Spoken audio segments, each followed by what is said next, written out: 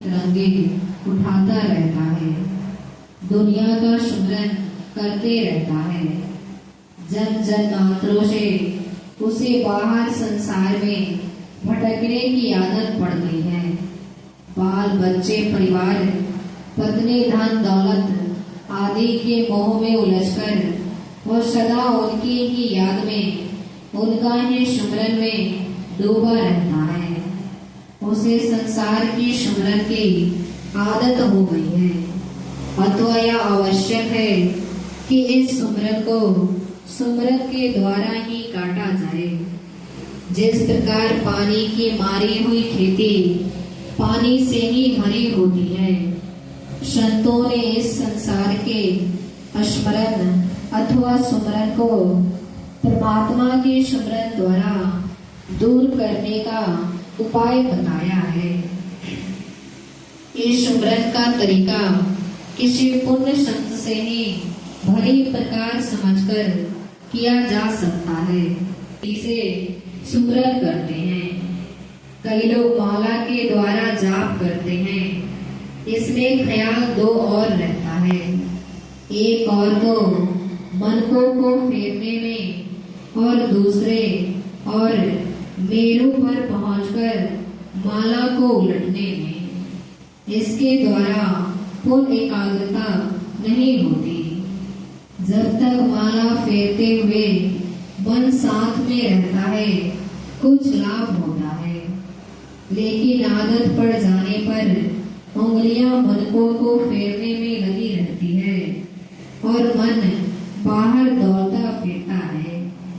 कबीर साहब फरमाते हैं कि मन की माला सच्ची माला है और मालाएं तो नकली हैं, संसार के दिखावे हैं। यदि बाहर की माला फेरने से हरि मिल सकता तो रहट को, जिसके गले में दिन रात माला फिरती रहती है, हरि मिलना चाहिए था। कबीर माला मन ही के और संसारी भीख, माला फिरे हरि मिले तो गले रहट के देख। चीन और तिब्बत के लोगों ने एक मशीन बनाई है, जिसको एक बार चकरा दिया जाए तो 1000 चक्कर खाती है। उसमें एक मंत्र लिखकर डाल दिया जाता है।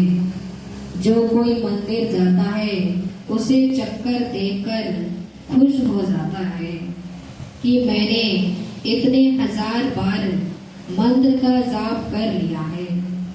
किंतु इस प्रकार के जाप से एकाग्रता और आत्मिक शांति कैसे प्राप्त हो सकती है? कई लोग जिह्वा द्वारा जाप करते हैं। यह करते समय जब तक साथ में ध्यान लगा रहता है, कुछ लाभ होता है, पर इसमें भी आदत पड़ जाने पर जबान माला की भांति मुंह में फिरती रहती है और मन बाहर भटकता रहता है।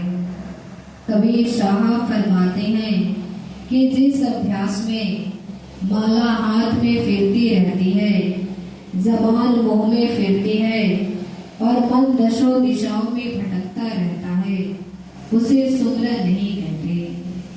माला तो कर में फिरे, जे फिरे मुख माही, मनवा तो चहुदिशे फिरे, यह तो सुमरन